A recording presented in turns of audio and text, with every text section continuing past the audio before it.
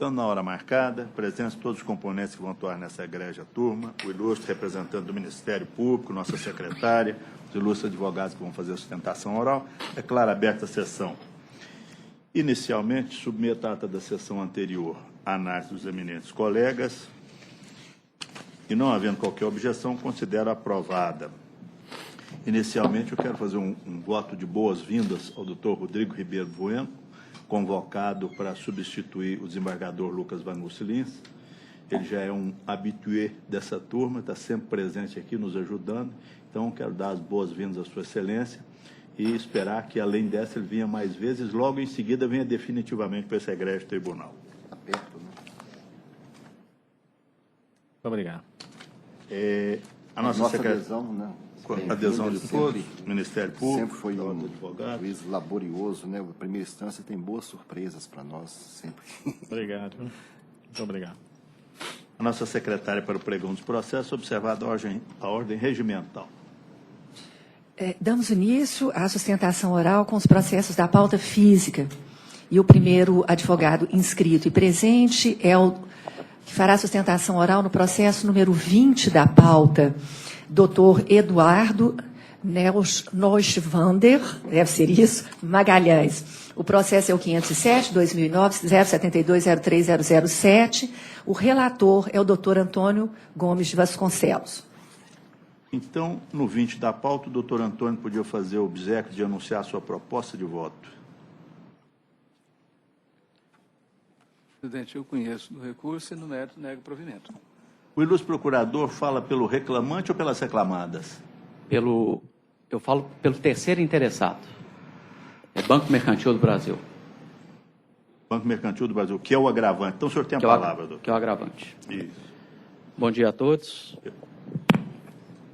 Qual que é o número? Bom dia a todos. Excelentíssimo senhor desembargador presidente, excelentíssimo desembargador relator, demais integrantes dessa egrégia turma julgadora. No ano de 2012, o Banco Mercantil do Brasil realizou uma operação bancária com a empresa Trablin, através da qual liberou um importe de R$ 9.250.000 a favor da mesma. Para que essa operação fosse concretizada, celebrou-se uma alienação fiduciária de um imóvel situado na comarca de Várzea da Palma, constituindo através de alienação fiduciária de bens imóveis. Obviamente, depois de se acautelar em relação a todas as certidões fiscais desse imóvel, certidões do foro em geral, e onde não constatou nenhum impedimento para a lavratura dessa alienação fiduciária. Assim, naquele ano de 2012, registrou a escritura de alienação fiduciária em junho de 2012.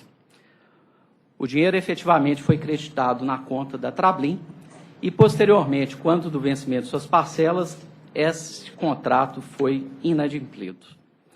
Pois bem, excelências, temos aqui uma situação um pouco inusitada, onde que a antiga proprietária desse imóvel, que foi interveniente fiduciante, a empresa GT Agro, cuja propriedade resolúvel desse imóvel foi transferida para o Banco Mercantil do Brasil, ela não é e nunca foi parte no feito originário. Estamos aqui diante de uma situação onde constituiu-se uma penhora 2 anos após a lavratura da escritura de alienação fiduciária sobre um bem imóvel cuja propriedade resolúvel já havia sido transferida para o Banco Mercantil do Brasil em 2012, repita-se, e essa penhora, além de incidir sobre um bem de propriedade fiduciária do Banco Mercantil, se fez sobre um bem que seria da empresa GT Agro, que sequer é parte nesse processo. Já por aí, no meu modesto entendimento, estaria prejudicado essa própria penhora, porque ainda que não fosse alienação fiduciária a favor do Banco Mercantil, a GT Agro não é parte. Pois bem, mas sendo um bem de propriedade fiduciária do Banco Mercantil do Brasil, não há de se cogitar a possibilidade dessa penhora.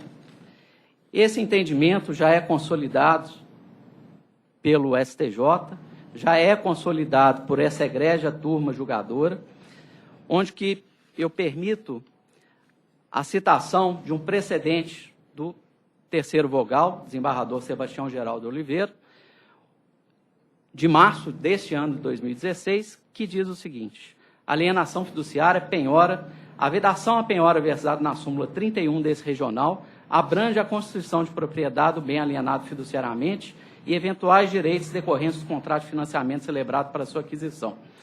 Com efeito, o devedor fiduciário, antes de cumprir integralmente a obrigação, não pode ser considerado como detentor de direito de propriedade sobre o bem, já que em tal contrato o bem permanece com propriedade do credor fiduciário, como garantia da dívida, até o pagamento do valor do bem imóvel.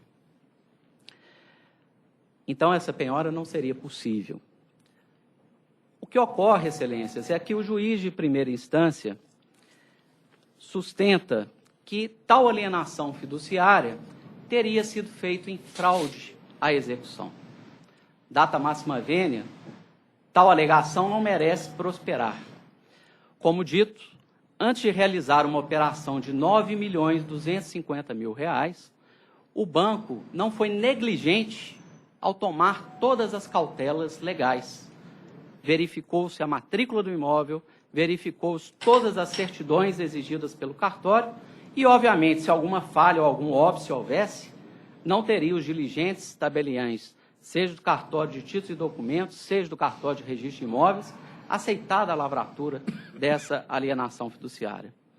Pois bem, a matrícula do imóvel não continha nenhuma averbação, ainda que a averbação premonitória do antigo 615-A do CPC, sobre o presente feito. Como também, e dito logo no início, a penhora sequer havia naquela época, porque a penhora foi constituída 2 anos posteriormente. Então, estamos aqui numa situação nítida da incidência da súmula 375 do STJ, posto que não consta nenhum restritivo sobre esse imóvel. Inegável é a qualidade de terceiro de boa-fé do Banco Mercantil do Brasil, posto que efetivou uma operação de crédito, creditou efetivamente esse valor na empresa, permitindo a ela que mantesse as suas atividades, e agora é penalizado por uma alegação de fraude à execução.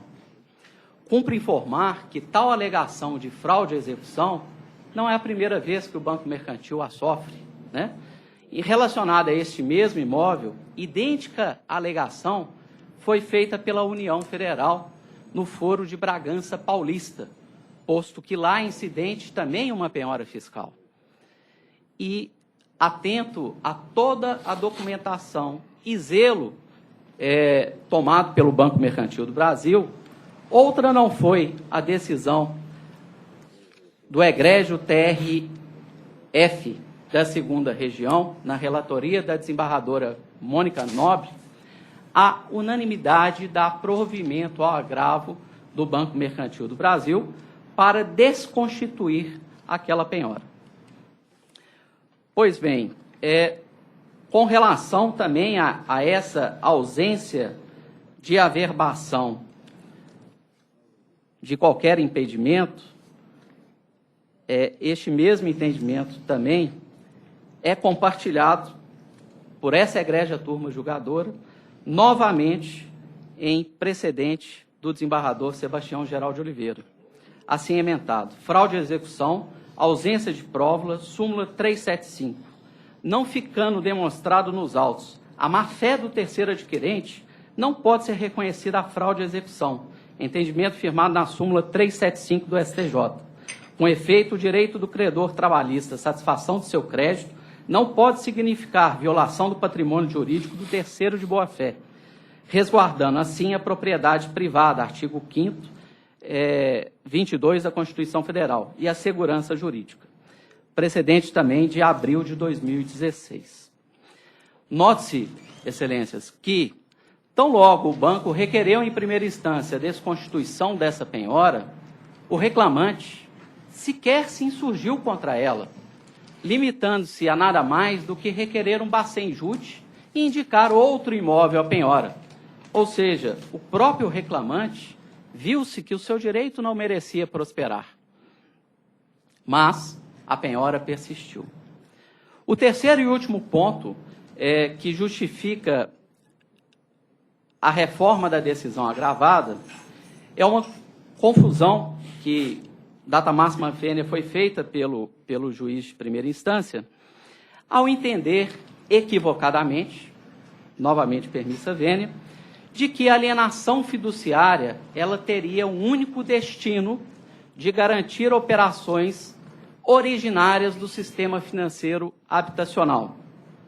Diversamente, pela leitura simples da lei, no seu artigo 22, parágrafo 1º, da Lei 9.514, que é a lei específica que rege as operações de alienação fiduciária, tem-se expressamente que a alienação fiduciária poderá ser contratada por pessoa física ou jurídica, não sendo privativa das entidades que operam o SFI, podendo ter como objeto além da propriedade plena.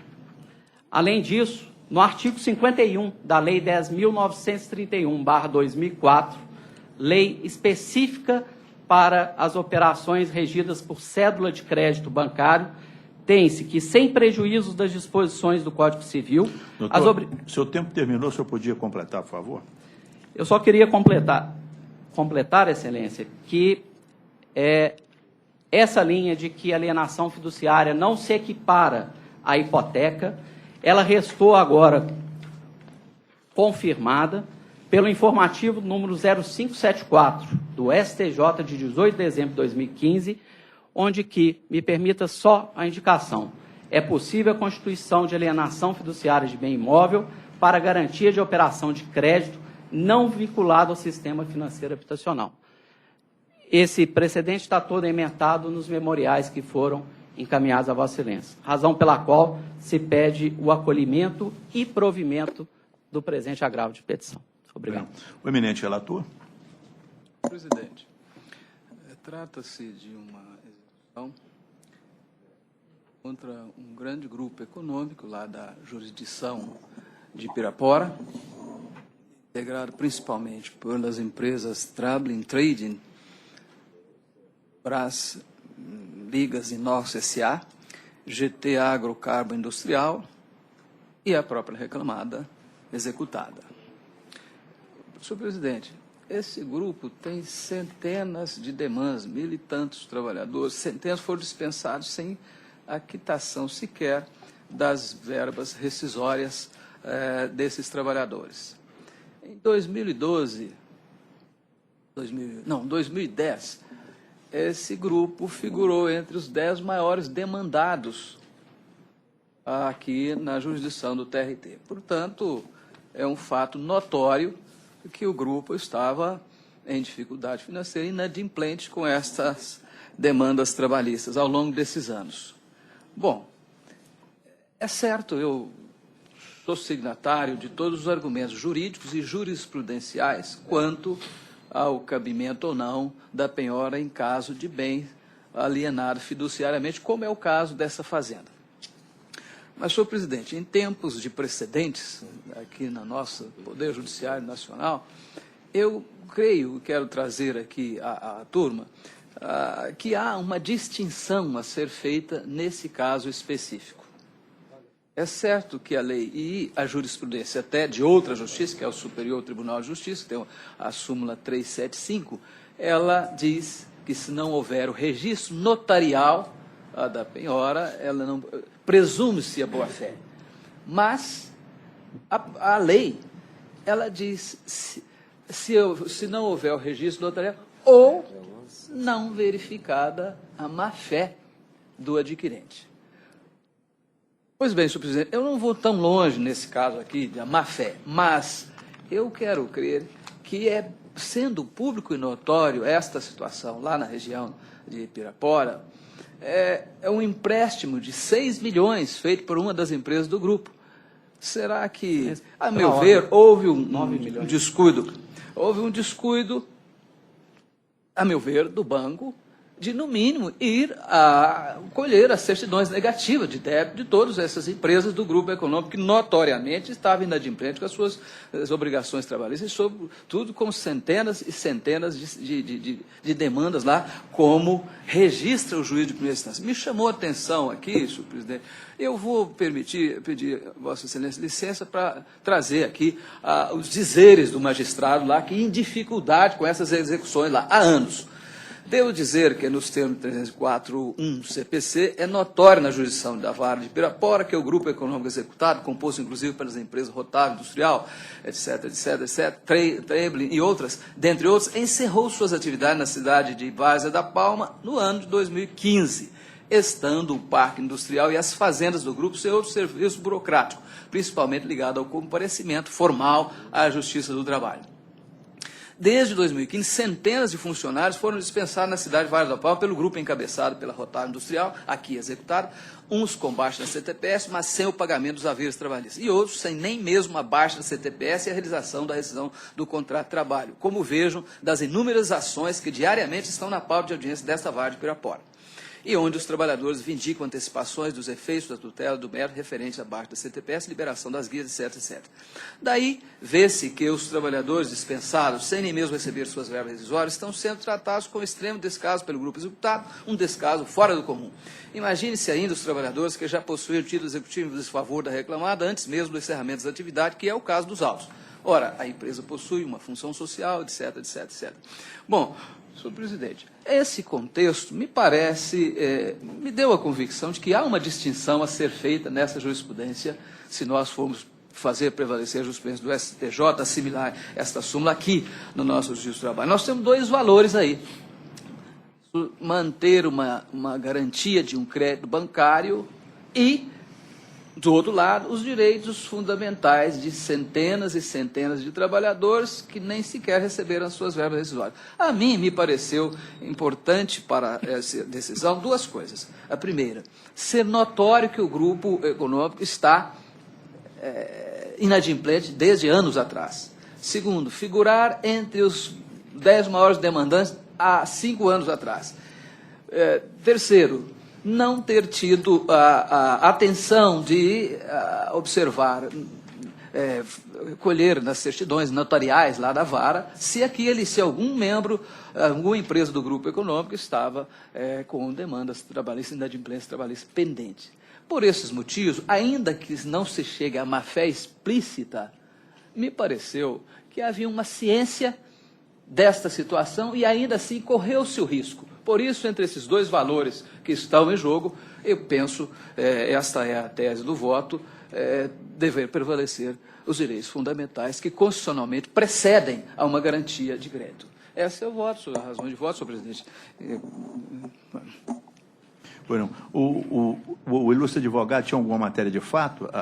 Só dois esclarecimentos de fato, Excelência. Primeiro, a operação foi de 9.250.000 e não 6 milhões. Segundo, como bem o desembargador destacou, as empresas ficaram inadimplentes com as verbas rescisórias a partir de 2015. A operação foi feita em 2012. E todos os cuidados foram tomados, como constatado pela própria Justiça Federal. Bueno, o eminente desembargador relator. O juiz declara aqui que desde 2010 vem se arrastando esses débitos trabalhistas. Portanto, eu prestigiei a informação do juiz. Vossa Excelência mantém a proposta de voto. Revisor é o doutor Rodrigo Ribeiro Bueno. Presidente, realmente aqui eu estou... processo aqui realmente são dois princípios muito fortes. Praticamente tem a súmula nossa, né, regional 31, que invalida desconstitui esse tipo de penhora em razão da alienação fiduciária em garantia, no sentido, no momento em que, feita essa alienação, deixa de ser proprietário do bem para fins de penhora ou aquela empresa do grupo econômico. E eu estou percebendo aqui, parece que essa empresa, grupo econômico, é a GTA, né? O bem é da GTA, Agrocarbo.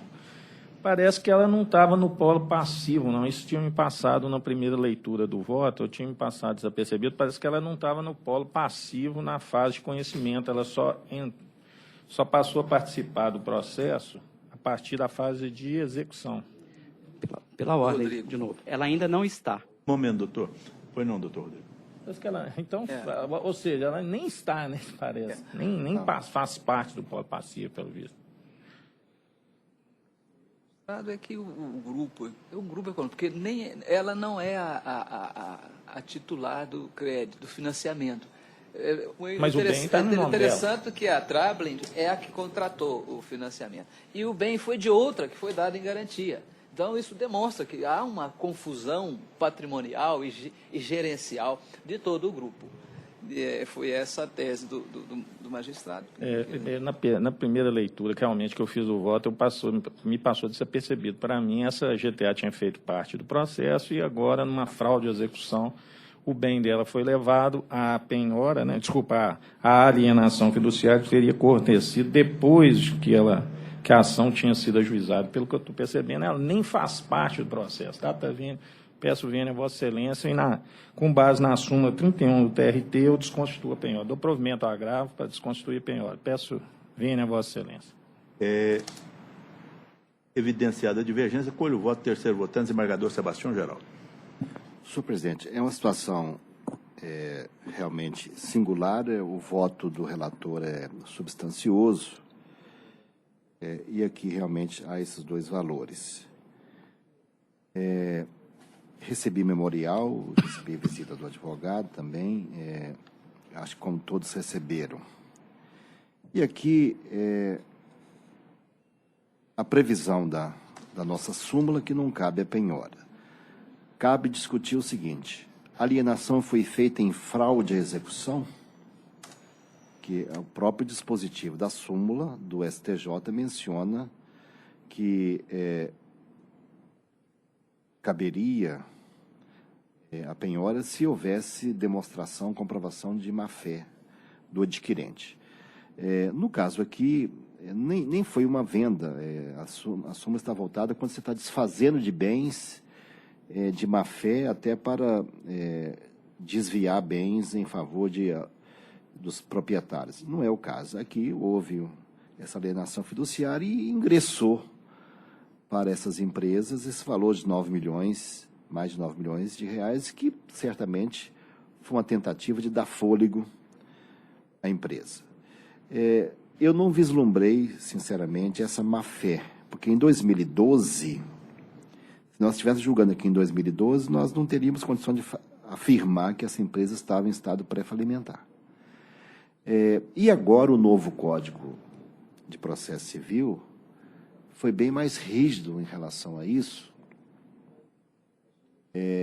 mencionando a questão da verbação do bem, né? O 792 agora menciona isso, mas o parágrafo 3º do 792 diz que nos casos de desconsideração da personalidade jurídica, a fraude verifica-se a partir da citação da parte, cuja personalidade se pretende desconsiderar. Porque o que me preocupa aqui é a questão da segurança jurídica. Quase toda empresa de certo porte tem causa na justiça. Então, vamos imaginar aí um grupo grande, Fiat, tem um punhado de causa na justiça. Se falar, mas no tempo já havia ação em relação à devedora. Mas ação quase toda empresa tem. Agora, era ação que aquela ação específica era capaz de reduzir a insolvência? Ninguém de nós poderia dizer isso na época. Então, a súmula 375 e agora o novo CPC, acho que veio trazer uma margem de segurança jurídica para os negócios, porque se qualquer empresa tiver qualquer sintoma ou sinal de que está com alguma dificuldade, ninguém mais vai ajudá-la, aí que ela vai falir mais rapidamente mesmo. E no caso aqui, se houve essa alienação, ingressou 9 milhões para o grupo que certamente utilizou para a sua finalidade. Se houve algum desvio, deve ser provado em outros pontos, não nessa parte aqui da alienação fiduciária. Então, e aqui ainda, a empresa que fez a alienação era do grupo. Agora imagina, se for fazer qualquer negócio, eu vou tirar certidão da empresa, de pessoas do grupo, que possivelmente faz parte do sócio de todo mundo. Então, dificulta muito a realização dos negócios. Acho que a ideia dessa súmula e a jurisprudência mais recente do STJ e até eu vi aqui decisão do próprio TST numa ação rescisória, um acórdão do Bresciani, ele fala, está citado no memorial, todavia, para a caracterização da fraude à execução, quando inexistente penhora escrito num registro imobiliário, que era o caso, não basta constatação de que o negócio se operou em custo do processo distribuído em desfavor do devedor, mas é necessária a demonstração da má-fé. E aqui, qual seria a má-fé? A empresa desviou dinheiro para alguém, para algum diretor? Isso é um negócio da atividade regular de qualquer empresa. Compreendo a importância de buscar subsídios para honrar os créditos trabalhistas desses trabalhadores da empresa, para onde foi esses 9 milhões, certamente. Mas aqui o banco que tomou as cautelas, tirou as certidões, analisou, não tinha nenhuma averbação a respeito. O fato de ter ações na justiça, todas as empresas têm alguma ação tramitando aqui. Não vislumbra a má-fé e aplico a súmula nossa do TRT, a súmula do STJ e agora essa nova previsão do CPC. Ainda mais que o TST, na instituição normativa 39, mencionou que a desconsideração da pessoa jurídica é aplicável aqui no Justiça do Trabalho, do artigo 133 a 137 do CPC, e para isso é necessário o contraditório. Se essa empresa até hoje não pôde participar do contraditório, também por esse motivo, eu acho que seria precipitado considerar em fraude à execução. Compreendo a preocupação do relator, mas entendo que a segurança jurídica deve ser um valor para permitir que os negócios fluam, para que as empresas não venham a entrar em estado de solvência com mais velocidade. Então, eu peço vênia, acompanhe a divergência e também dou provimento. Então, prevaleceu a divergência do doutor Rodrigo de conhecer do agravo de petição e, no mérito, dar-lhe provimento para desconstituir a penhora, a matéria é única e o doutor Rodrigo, então, fica como redator, vencido, por maioria, vencido o relator. Esse é o resultado que fica proclamado. Obrigado, Excelência. Bom dia, doutor. Eu tenho aqui a divergência, você viu? Não peguei. Próximo. Troca assim. Nós vamos agora ao processo número 5 da pauta. Houve uma inscrição feita pouco antes do início da sessão pelo Dr. Cleiston Soares de Miranda Ferreira. O relator deste feito é o Dr. Jales. O processo é número 328, 2014, 157-03002. Pois não, eu sou o relator, vou diretamente à conclusão. Conheço do presente recurso ordinário, rejeita a preliminar de carência de ação e, no mérito, dou-lhe provimento parcial para excluir da condenação: 1. A indenização por dumping social. 2. Limitar o valor das multas combinadas pela sentença para hipótese de descumprimento de obrigações de fazer aos limites previstos nas cláusulas 30ª da norma coletiva, no valor máximo de 40% do salário base da categoria profissional por empregado em situação irregular. Reduzido o valor optado da condenação para 40 mil, com custos no importe de 800 pela reclamada, que poderá pleitear a devolução do excesso na forma da instrução normativa número 2/2009 da Secretaria do Tesouro Nacional, a ser providenciado pela diretoria da Secretaria de Assuntos Orçamentários e Contábeis desse egrégio tribunal. O ilustre procurador fala pela reclamada ou pelo reclamante? Pela reclamada, senhor presidente. Pela reclamada? O provimento é parcial, o senhor quer fazer sustentação oral ou guardaria o primeiro voto divergente? Por favor, eu guardaria o primeiro voto. Pois não. O revisor é o doutor Antônio. De acordo. Terceiro votando, doutor Rodrigo. De acordo, senhor. Então, a unanimidade prevaleceu o voto do relator, como foi anunciado anteriormente. É o resultado que fica proclamado. Obrigado, senhor presidente. Bom dia, bom trabalho. Bom dia, doutor. Próximo. Nós temos uma inscrição apenas para assistir ao julgamento do processo número 37 da pauta, feita pela doutora Roberta Rodrigues Nonato. O feito tem como relator o doutor Antônio Gomes e o número é 2299-2014-112-03002. 37. Eminente relator, podia anunciar, por favor, a sua proposta de voto. Físico, senhor presidente?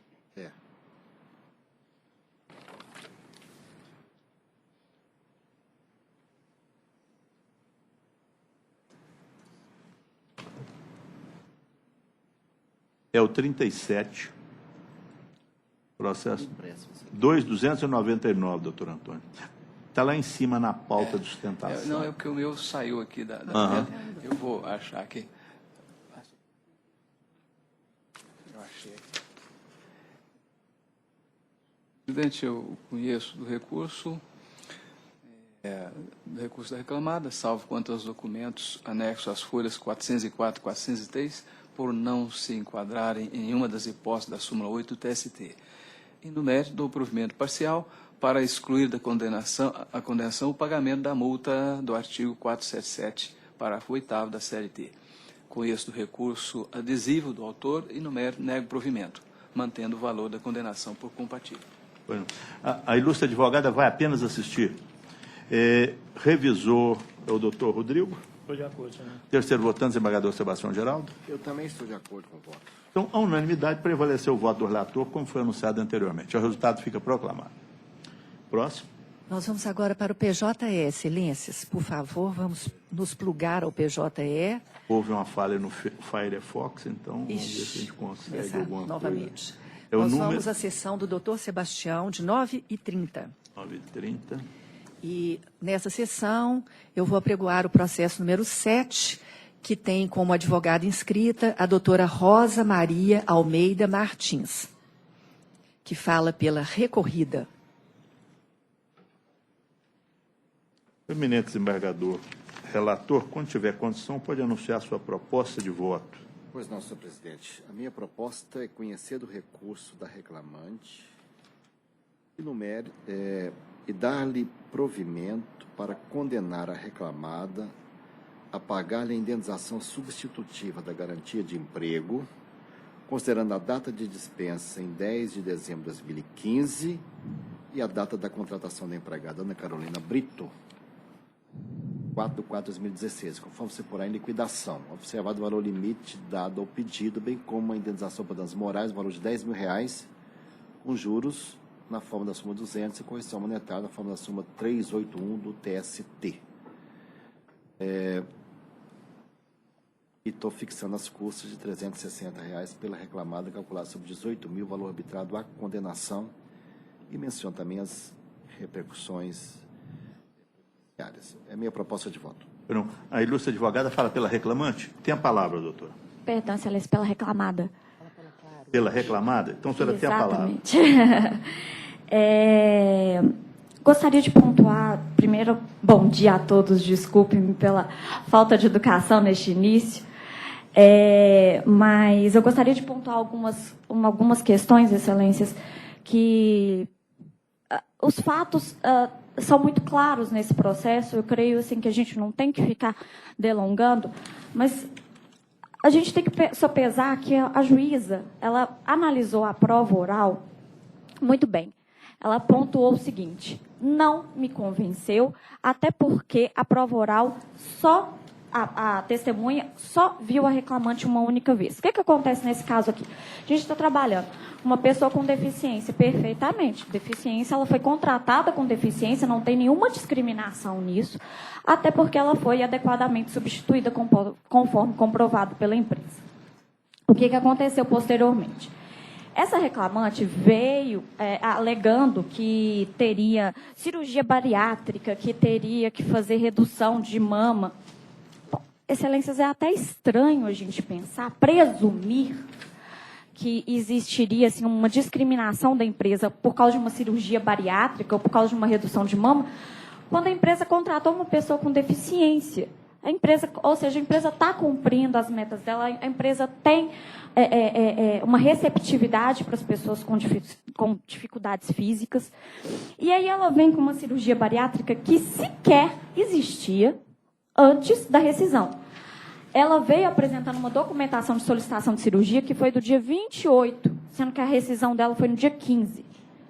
Toda a documentação dela tem falta de datas, tem muita recomendação médica de encaminhamento para especialista, sem data. A testemunha fala que no dia que ela foi atendida, ela estava passando mal. Excelências, a empresa tem um certo rigor, como toda, até porque é uma empresa grande, a gente está falando da Clara S.A., é uma empresa que tem que ter controle sobre seus empregados, que tem norma coletiva atuante, vigente, e que Essa norma coletiva diz, para a pessoa se ausentar, para a pessoa, né, se afastar do trabalho, tem que ter atestado médico. Nada fora da lei. Pelo contrário. A lei é muito clara que a ausência justificada é por atestado médico. Se essa moça estava passando mal, ela estava passando a ideia de que ela estava passando mal para a testemunha, porque a gente está cogitando uma pessoa que viu a reclamante uma única vez. É muito fácil você chegar e falar, estou passando mal, estão me tratando mal. Ou ela só passou essa imagem para a testemunha, ou ela não estava tão mal assim que ela não sequer se deu o trabalho de ir ao médico para pegar um atestado e dizer que ela estava impossibilitada de trabalhar.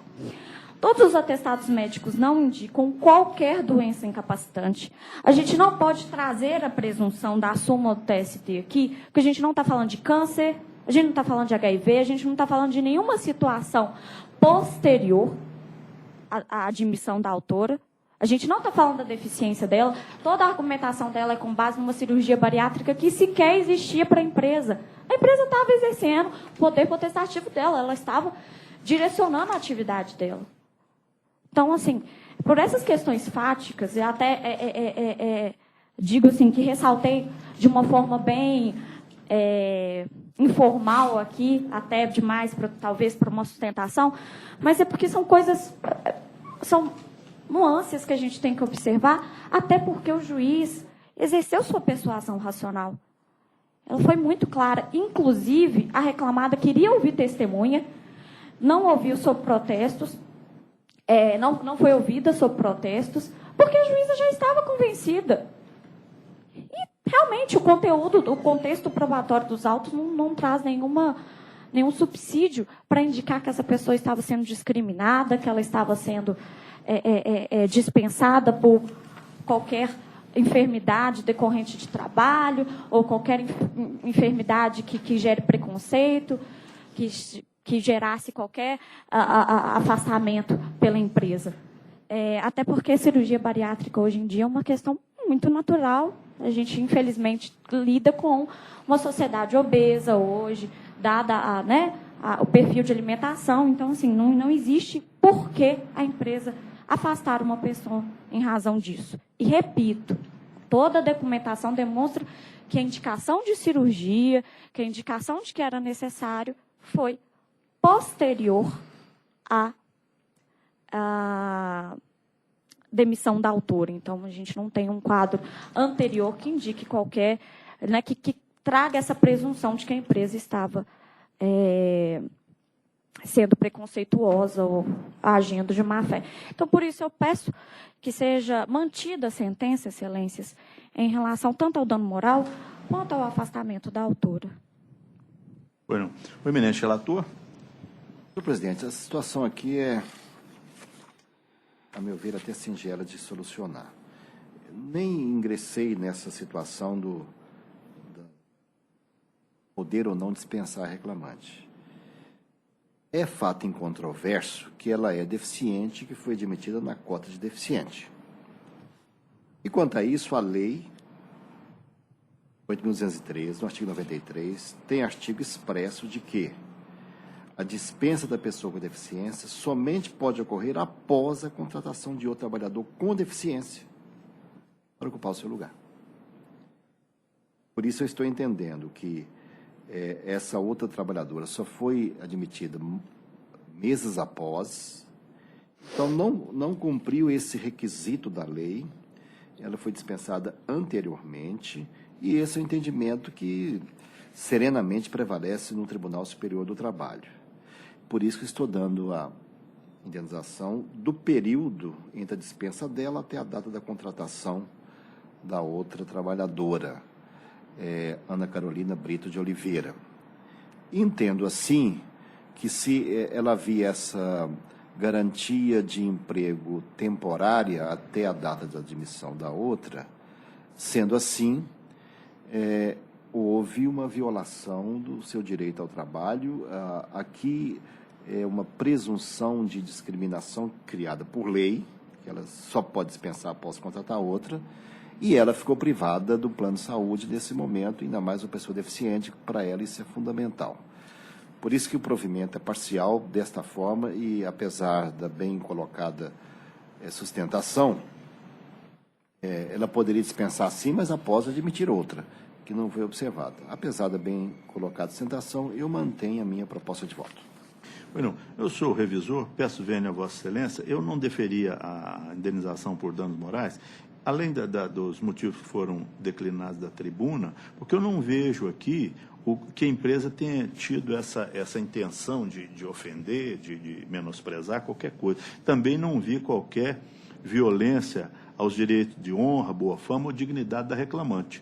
Ela foi despedida, possivelmente não podia ser.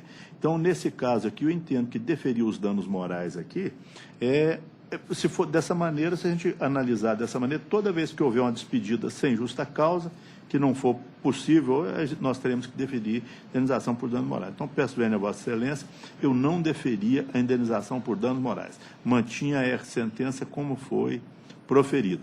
Colho o voto do terceiro votante. Senhor presidente, Pois não. Só uma ponderação.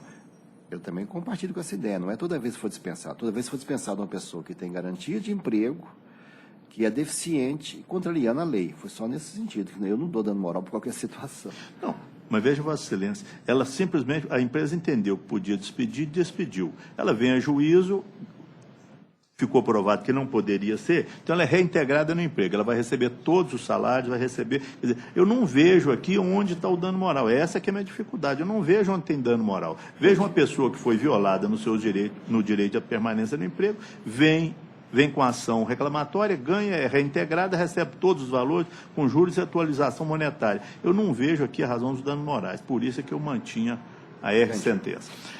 Colho o voto do terceiro votante, desembargador Antônio Gomes. Não. Doutor Antônio é o terceiro votante. Doutor Antônio.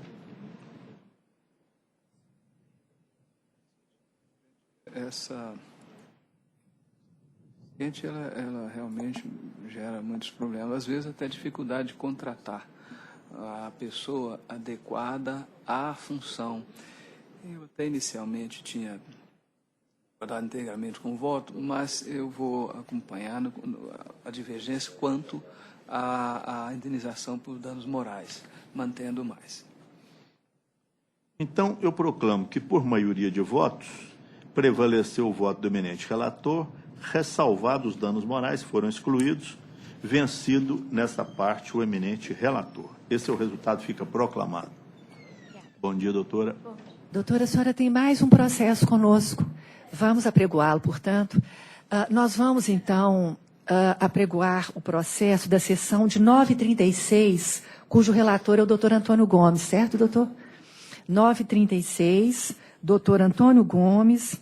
O processo será o número 20 da pauta. 20 da pauta. A doutora Rosa Maria Almeida Martins fará a sustentação oral. Doutor Antônio é o relator e vai, por favor, anunciar sua proposta de voto. Abrindo aqui, senhor presidente. Emerson Vieira e Mineração Serra do Oeste, não é isso? Sim, já estou com ele aberto aqui, senhor presidente.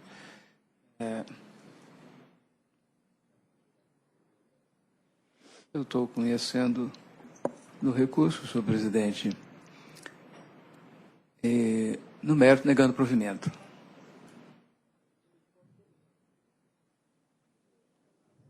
Deixa eu ver se eu estou com o processo certo. É o 11.225? Isso, ele mesmo. Doutor Antônio, aqui 11.225. consta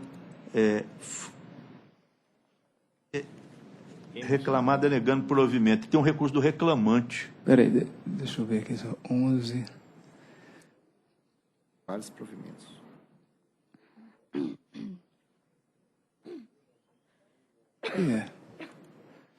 Não, peraí, senhor presidente, eu estou aqui embolando aqui, deixa...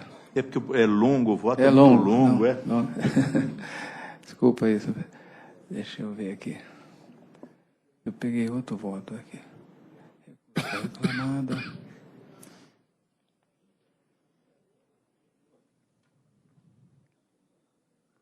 Não. Isso, senhor presidente. Estava noutra... Eu estou conhecendo, senhor presidente, os recursos do reclamante e da reclamada.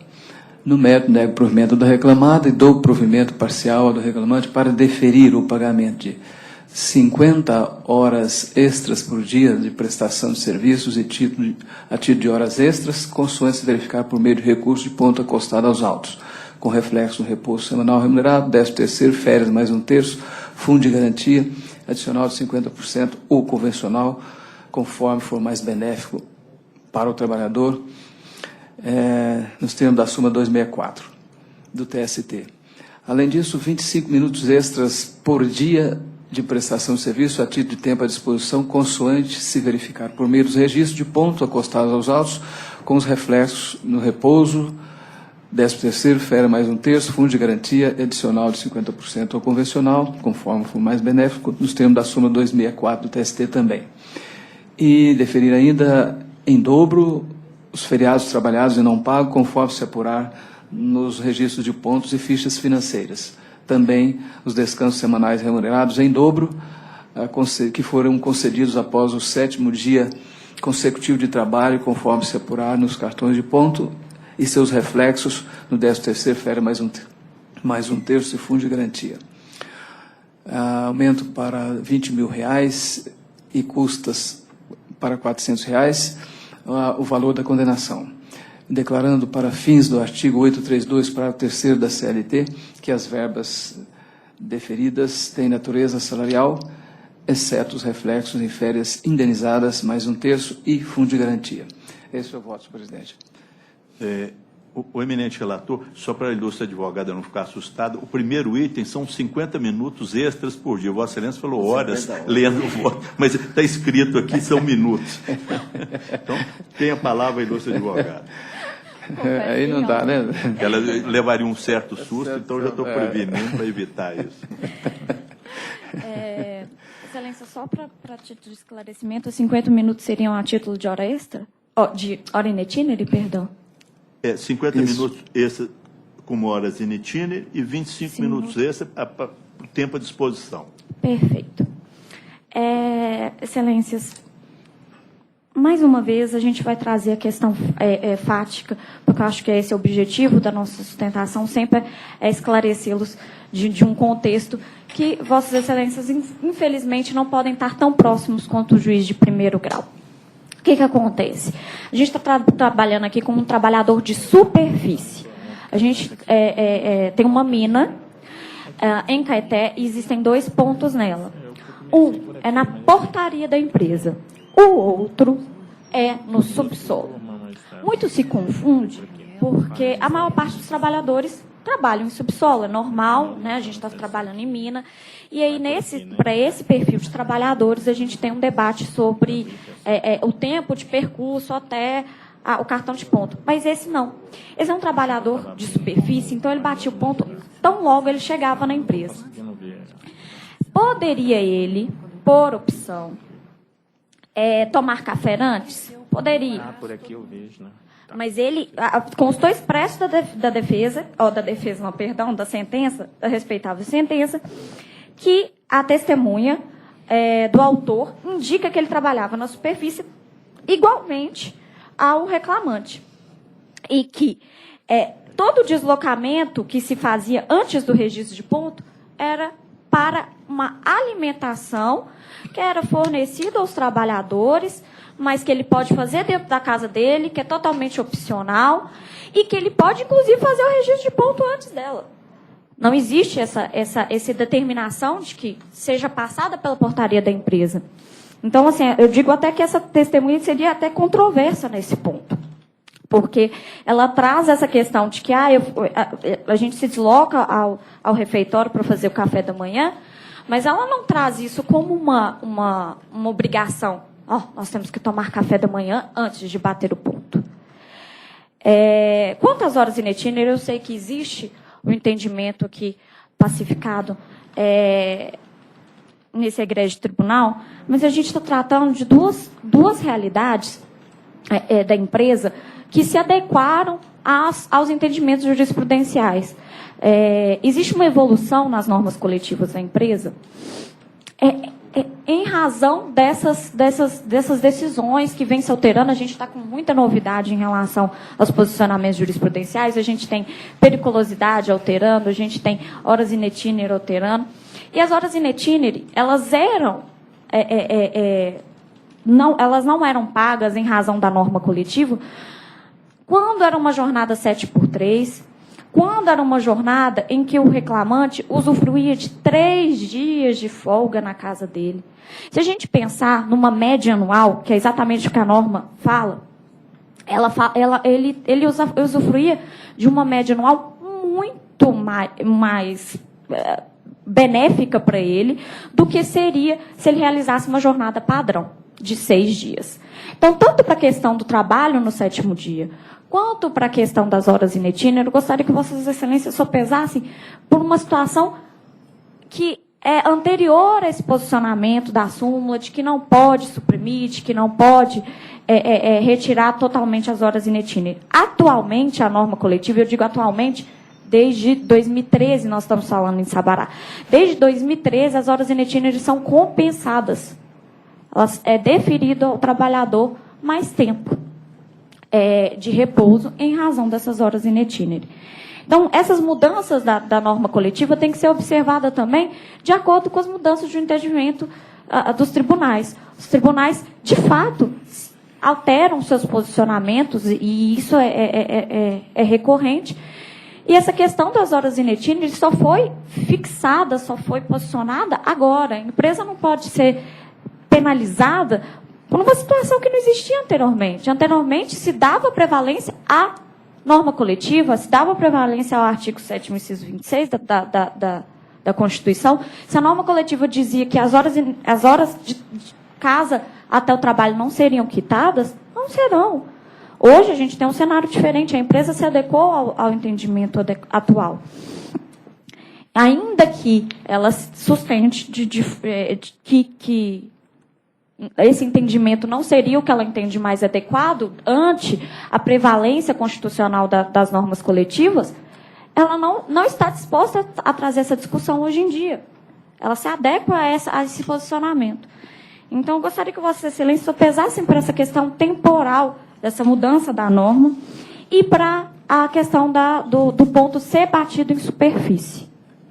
Para, sim, afastar as horas deferidas né, na proposta de voto do relator e para que seja mantida a sentença de 1º grau. Excelentíssimo desembargador relator. São três situações. A primeira das horas in itinere, eu apenas pontuaria que a jurisprudência não está sujeita às regras de aplicação da lei no tempo.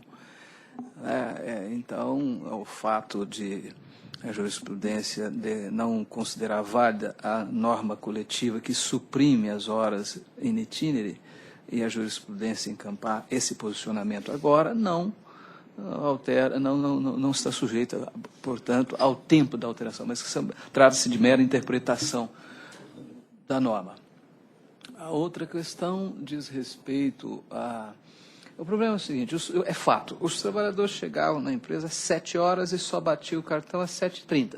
Nesse interregno 7h30, o que eles faziam? Trocavam uniforme, tomavam café, enfim, praticavam os atos preparatórios para o efetivo início da jornada. Essa meia hora ficou fora, não foi considerada tempo de serviço na prática da reclamada.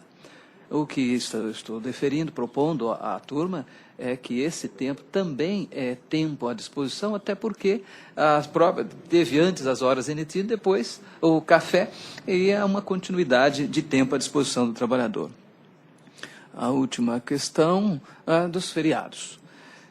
Aliás, dos descansos semanal remunerado. Já é jurisprudência pacífica e tranquila, né, que a supressão da folga no interregno semanal implica em obrigação de remunerar esse descanso não concedido na semana em dobro. Então, são essas três situações, essas três teses que sustentam o voto lido aqui, senhor presidente. Não. O doutor Rodrigo é o segundo votante. Senhor presidente, eu estou de acordo. Estou de acordo. Terceiro votante, desembargador Sebastião Geraldo. Também estou de acordo. A modulação dos efeitos da súmula é aplicada na súmula vinculante. Em alguns casos, o próprio TST já tem feito isso e talvez faça com mais frequência. Até porque essa matéria gerava intensa discussão antes de se tornar súmula. Eu, então, percebendo, acompanho o relator. Eu proclamo que a unanimidade prevaleceu o voto do eminente relator, como foi anunciado anteriormente. O resultado fica proclamado. Bom dia, Obrigada, doutora. bom dia. Próximo. Nós vamos voltar à sessão do doutor Sebastião, que é a sessão de 9h30, e apregou o processo número 13 da pauta, que é o 10.704/21/2015, cuja advogada inscrita para sustentação oral, doutora Lívia da Silva Teixeira. Número 13. 13. Conservo os Serviços Gerais, Fabrício Alexander Silva.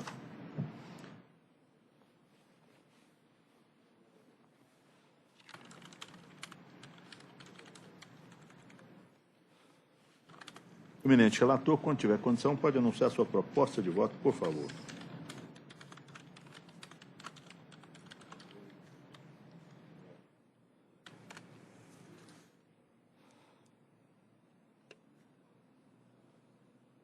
Conservo, né? Esse. OPS, eu estou conhecendo o recurso da reclamada, no mérito dou-lhe provimento para excluir da condenação o pagamento das horas extras em decorrência da regular concessão de intervalo intrajornada, bem como seus reflexos nas demais parcelas, conforme deferido na sentença, invertidos 11 sucumbenciais, concursos pelo reclamante isento. É a minha proposta de voto. A ilustre advogada fala pela reclamada? Bom dia a todos. O provimento é parcial para excluir da condenação as horas extras do intervalo intrajornada. A senhora tem a palavra, doutor. Bom dia, Excelência. É total o provimento. É total? É total, Excelência. Só essa matéria. A senhora aguardaria o primeiro voto de Por divergência? favor. Doutor Antônio Gomes é o segundo votante? Acompanho, senhor presidente. Desculpe, eu sou o segundo votante. Eu também estou de acordo. Terceiro votante, doutor Antônio Gomes. Então, a unanimidade prevaleceu o voto do relator, como foi anunciado anteriormente. O resultado fica proclamado. Ótimo, muito obrigada. Bom dia, doutora. Bom dia. Próximo. Vamos agora à sessão do doutor Jales, que é a de 9h33. Para essa sessão, eu apregou o processo número 10, que tem como advogado inscrito o doutor Vinícius Nascimento Miranda, que fala pelo reclamante. O processo é o 11.230.05/2015.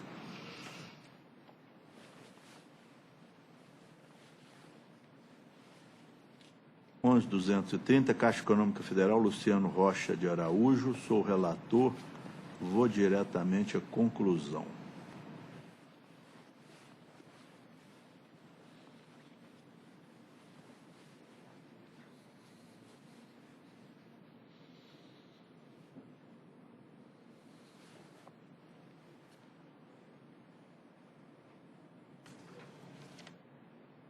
Registro aqui duas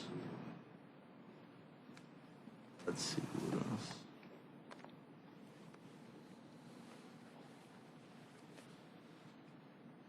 Tem duas anotações aqui que eu já estou considerando que estão acompanhando.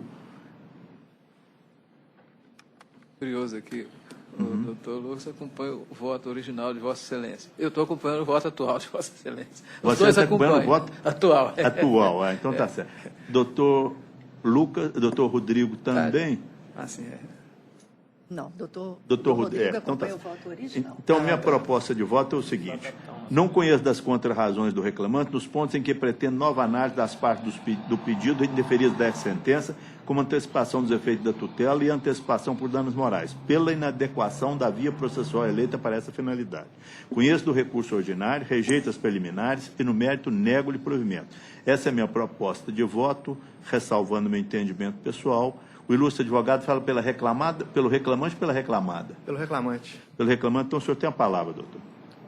O senhor aguardaria o primeiro voto de divergência? Exatamente. É porque vai ter voto de divergência. Mas quando for formulado, eu transfiro a palavra a Vossa Excelência, devolvo a palavra a Vossa Excelência. Doutor Antônio é o revisor. Revisor, senhor presidente. Vossa Excelência tem uma divergência, não tem? Não, eu estou Está acompanhando... de acordo com o voto da deputada? voto da deputada. Doutor Rodrigo. Senhor presidente, eu tenho dificuldade aqui em abrir o processo. Pois não, pode PJ, esperar que eu o senhor, tô Vossa com a- Excelência tem um registro aí Eu também. estou aberto a sessão do doutor Antônio Gomes aqui, mas de Vossa Excelência 933, né? 933, é o processo 11.230. Falei tão bem do PJE. Pois é, você foi queimei a minha elogiar. língua aqui hoje. O senhor quer ver O senhor vê que aqui? nunca pode elogiar antes da hora, né? Aqui, ó. Então tá, vamos ver se ele... Eu tenho uma divergência aí? Tem uma anotação lá no final. Do concurso.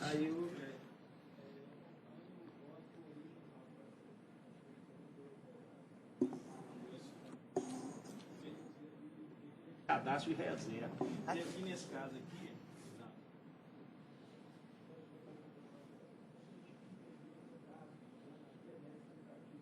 Porque não houve prova cabal nos autos que o cargo do reclamante tenha sido objeto de terceirização ilícita pela Caixa.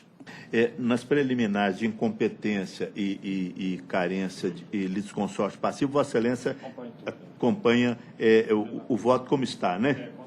Como está. É só o mérito. Também o voto original. Então, doutor, a proposta que até agora está prevalecendo com o voto do doutor Rodrigo é de entender que o reclamante não tem interesse, não tem direito à nomeação, porque foi feito um concurso para cadastro de reserva e ele apenas ele tinha uma expectativa de direito e não um direito. Então, nesse caso, nós estamos dando provimento ao recurso para dar provimento ao recurso da Caixa para excluir da condenação o direito à nomeação, para julgar improcedente a ação. Julgar improcedente a ação. Então, por essa razão, Vossa Senhoria tem a palavra. Bom dia a todos.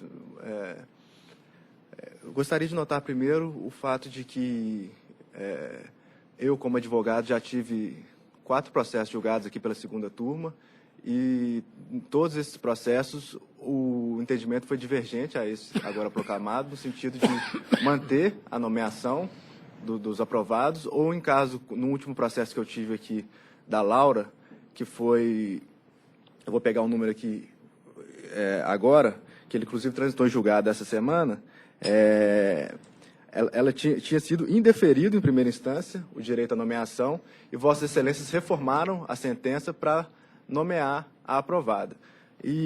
Mas antes de entrar no mérito, eu gostaria de fazer uma preliminar de suspensão do feito, porque está para ser julgado pelo presidente do TRT um incidente de uniformização de jurisprudência, exatamente por essa questão dessas idas e vindas, às vezes dentro da mesma turma e às vezes de turmas distintas, que cada turma tem tido um entendimento particular com relação a essa matéria. A segunda turma até então vinha sendo favorável, mas a terceira turma, a quinta turma, a nona e 10ª turma vinham sendo contrários, vinha formando um placar de 6 turmas favoráveis e 4 turmas divergentes. Aí nos autos do processo, que eu vou olhar aqui agora exatamente o número, para não incorrer em erro, o presidente do tribunal já acatou esse incidente de uniformização, que inclusive ele visava colocar em pauta esse julgamento antes das férias dele, que começou ontem, dia 15, mas infelizmente não foi possível. Mas nos autos do processo 00421 86/2015 5.03.0184 foi aceito já o incidente de uniformização de jurisprudência, motivo pelo qual eu entendo que o processo poderia ser retirado de pauta para que seja julgado após esse incidente, dado que pode ocorrer um grande perigo de dano ao reclamante, que pode ser retirado de um cargo para pouco antes do processamento desse incidente. Então, preliminarmente, é o que eu pleiteio. Já adentrando ao mérito da questão, como eu disse anteriormente, o posicionamento da segunda turma até o julgamento de hoje era no sentido de manter os reclamantes no cargo, ou então nomeá-los quando, em primeira instância, o direito não era concedido. Inclusive, eu tive um processo aqui semana passada, do Rafael, em que foi mantido, o Dr. Jales foi vencido no mérito para manter o reclamante no emprego. Motivo pelo qual eu entendo que deva ser reformado o voto até por uma questão de segurança jurídica. Quanto ao mérito do recurso, o fato de ser cadastro de reserva não obsta a nomeação do aprovado a partir do momento que a Caixa Econômica Federal consta com inúmeros terceirizados exercendo o cargo de técnico bancário novo, função, não cargo propriamente dito, mas funções exclusivas do cargo de técnico bancário novo. Já foi detectado, já é pacífico aqui no tribunal, que, por exemplo, a instituição financeira não pode terceirizar o seu serviço de telemarketing por se tratar de atividade fim do banco. É, inclusive, alvo da súmula 49 do tribunal. E à época do ajuizamento da ação, a Caixa mantinha o contrato com a Plansul com 1.135 terceirizados exercendo atividade fim no banco, enquanto preteria o direito dos aprovados no concurso público, porque não nomeava ninguém. O concurso tem o edital de 2014, coincidentemente, ele caminha paralelo a esse edital de terceirização. À medida que os passos do concurso iam se caminhando para o fim do concurso, a Caixa ia lançando editais, o seu pregão de licitação, e contratando esses terceirizados para exercer funções que seriam exclusivas de técnicos bancários, no caso da Caixa Econômica Federal, providos exclusivamente pelo concurso público. A jurisprudência mais recente, inclusive, desse tribunal, tem entendido que isso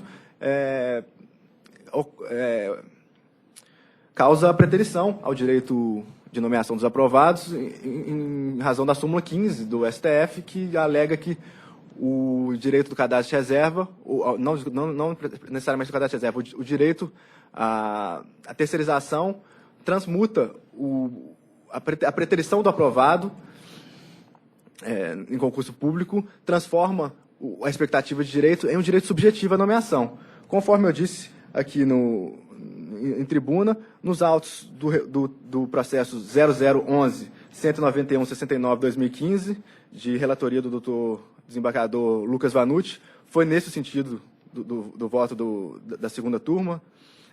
Também no 00-149-54-2015, mantida a nomeação da aprovada, em classificação, inclusive, inferior ao caso aqui em questão. O 00-272-15-2015 também foi mantida a nomeação do aprovado, no caso, que são Bianca, Gisele, Laura, o Rafael, semana passada, que tive aqui o julgamento, no qual foi relator o doutor, salvo engano, foi o doutor Rodrigo, substituindo o desembargador titular, manteve também a nomeação do Rafael no processo número 00238, 79-2015, de relatoria da desembargadora Maristela.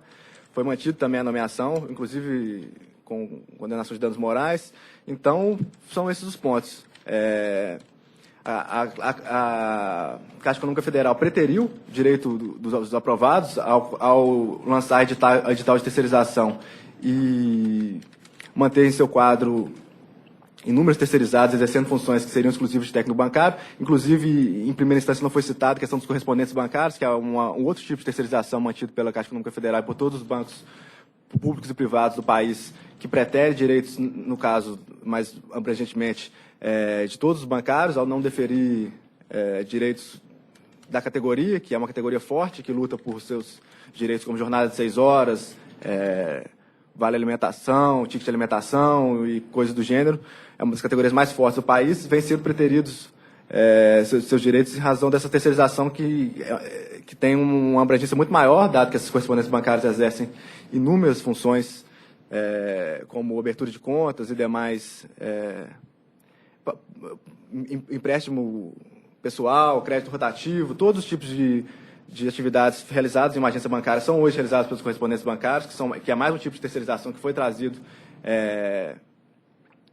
A tese, em primeira instância, não foi apreciada, dado que a sentença de piso entendeu que com a terceirização da Plansul, que eram os 1.135 terceirizados, bastava para que fosse deferido o direito de trabalhar do autor. Então é isso. A Caixa pretere os aprovados ao contar com um número exorbitante de terceirizados em seus quadros, exercendo funções exclusivas dos técnicos bancários novos, cargos que deveriam ser providos unicamente pela via do concurso público. A questão da preliminar sustentada aqui na bancada da retirada de pauta do processo, até que seja decidido o incidente de uniformização de jurisprudência, para que possamos ter um posicionamento definitivo deste tribunal, dado que é uma demanda repetitiva e que vem semana sim, outra também, sendo julgada aqui pelas diferentes turmas. Inclusive, esse procedimento de retirada de pauta vem sendo adotado pela 9ª turma, que julgava pela incompetência da Justiça do Trabalho e, ultimamente, tem retirado os processos de pauta até que seja uniformizado o entendimento desse egrégio tribunal. E clamo também por essa questão da segurança jurídica, de diversos processos aqui julgados pela 2ª turma terem mantido os aprovados no cargo, em outros casos até revertendo sentença de primeira instância e determinando a nomeação após o trânsito julgado esse que ocorreu semana passada, no RO 00... Doutor, o seu tempo acabou, o senhor podia concluir, por favor? Sim, 00111-191. Então, são esses os pedidos para que seja reformado, plenamente retirado de pauta, e caso não bem sucedido, que mude esse entendimento de Vossa Excelência, com toda a vênia. Como relator, o requerimento oferecido da tribuna relativo à retirada de pauta, eu indefiro porque entendo que, nesse caso, se o incidente de uniformização vai ser julgado no colêgio TST, não cabe suspender o julgamento aqui. Só depois que terminar o julgamento lá é que nós vamos seguir a orientação que vier do colêgio TST. Mas não é caso de suspender porque o incidente não é nosso. Nesse ponto da preliminar, colho o voto do desembargador Antônio Gomes. Só uma questão de ordem, Excelência. Não. O incidente de uniformização vai ser julgado aqui no TRT 3, não é do TST. Que dia que foi isso? Ele ainda não foi incluído em pauta, mas já está no gabinete do presidente. Só uma colocação, que eu sou da Comissão de Regimento Interno. O presidente é aqui mesmo, mas, de todo modo, eu não vislumbro prejuízo que, depois do julgamento, na hora de tramitar a revista, vai suspender, aguardar o incidente, se for o caso, retorna para a turma. A turma tem a faculdade de suspender, mas, de todo modo, o prejuízo que está mencionando não é definitivo, não tem prejuízo, porque, após julgado, na hora de tramitar a revista, o vice-presidente, se tem um incidente, ele devolve, suspende até julgar o incidente. Agora, pergunta a Vossa Excelência, porque no pleno nós decidimos, inclusive foi um voto do presidente, que não admitiu, extinguiu um requerimento que havia nesse sentido, no pleno. Depois, eu não recebi essa comunicação. Sim, mas ali foi um pouco diferente, eu até não participei, mas prestei atenção como membro da comissão. Ali, o juiz mandou... Não, depois daquilo foi porque eu não sei desse incidente. Veja bem, como tem entendimento divergente, basta que haja divergência para ensejar a instituição do incidente de uniformização de jurisprudência.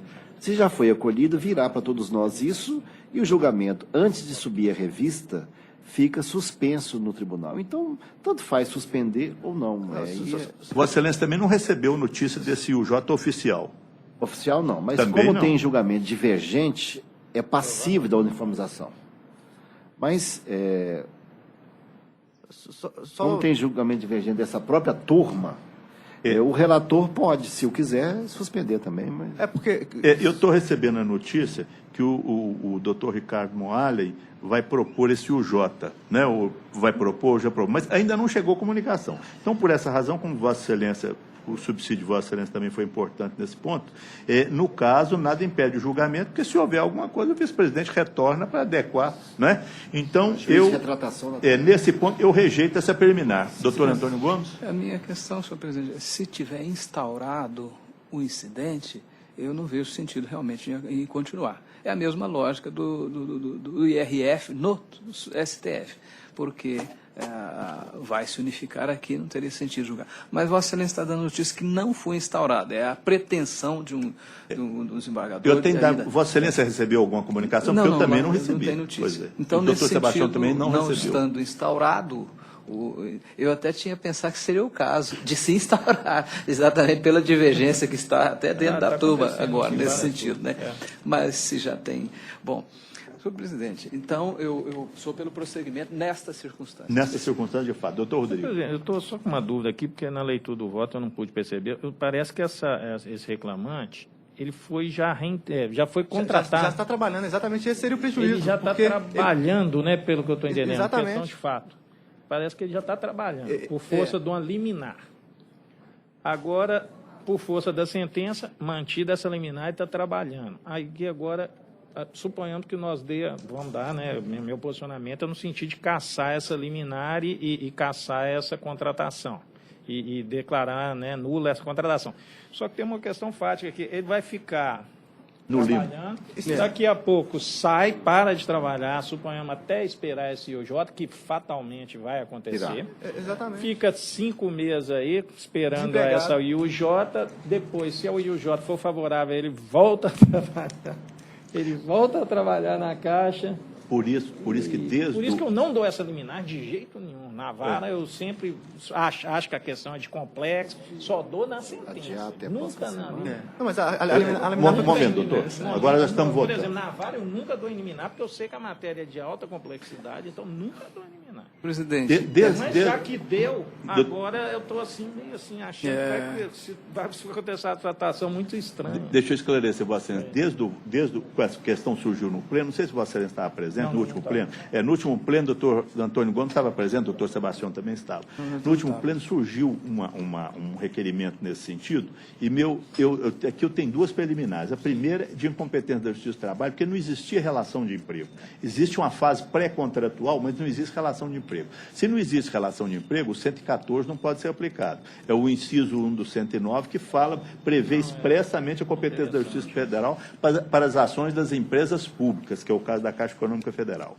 O segundo problema é esse além da incompetência, ainda tem esse problema do atabalhoamento que está sendo decidido. Porque do jeito que está sendo feito, eu já vi voto aqui que o número 400, o número 400 e tantos foi nomeado por força de decisão judicial. Então, o que eu estou entendendo? Vai ocorrer um tumulto, no final, aqueles que estão lá no fundo vão ser nomeados e os primeiros vão acabar não sendo nomeados. A ordem do concurso está sendo totalmente prejudicada, isso com certeza. Então, o que aconteceu?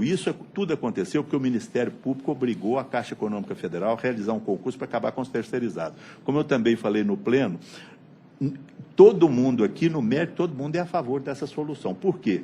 Porque nós estamos vendo a Caixa Econômica ser condenada nesse terceirizado, ser responsabilizada, e ela não toma providência de cumprir o que o Ministério Público a obrigou a fazer, porque a Caixa está fazendo para obrigar. Então, por isso é que eu estou entendendo. O Ministério Público é que parece que agora foi suscitado, perante o coleno TST, então o TST vai decidir a matéria, porque se a Caixa é uma empresa pública de âmbito nacional, o que adianta eu ficar decidindo aqui, o Acre, o Amazonas, decidindo diferente? Então, é essa a razão. Eu acho que houve um atabalhoamento nessa coisa, deveria ter decidido, em primeiro lugar, o TST, depois estava resolvido. Então, já que tem esse incidente, vai acabar o problema por aí.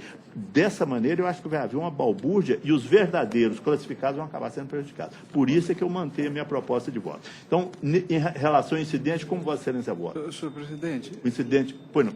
Eu tinha colhido o voto, mas o doutor Rodrigo trouxe um fato relevante em termos de instabilidade ainda maior da jurisprudência. A uniformização quer mais estabilidade, e esse fato, se nós dizermos que ele não tem direito de mandá-lo voltar para casa, depois vai que a uniformização volta novamente, não lhe parece prudente, então, a suspensão do processo, para aguardar pelo menos o desfecho do IUJ aqui no tribunal, deixar a situação de fato como está, já que ele está trabalhando e há um motivo relevante para aguardar a decisão da jurisprudência, a unificação da jurisprudência.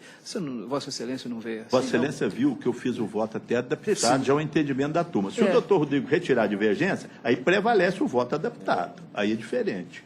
Mas eu não estou entendendo. Porque se ele retirar, Mas não ele tem está problema. tendo cautela só de não fazer. Porque ele não está me acompanhando nas preliminares, é só no mérito. Porque eu já participei de outra turma, acho que foi no início do ano. Já estava, eu era voto vencido lá direto, já esclareço, mas eu era voto vencido direto. Eu já fazia, já levava, igual Vossa Excelência, eu já levava o meu voto adaptado. Umas 2 vezes que eu julguei lá esse assunto, eu já levava meu voto adaptado, eu sabia que eu ia perder o voto e tudo.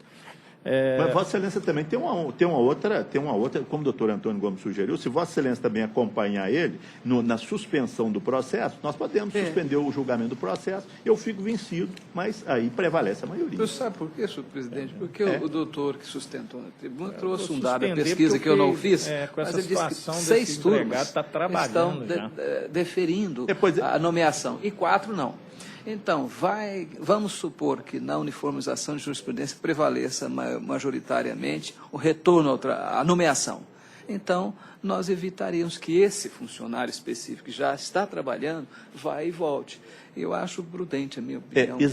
Exatamente em razão desse voto de Vossa Excelência, se o doutor Rodrigo também concordar com a suspensão, eu fico vencido, mas nós suspendemos o julgamento.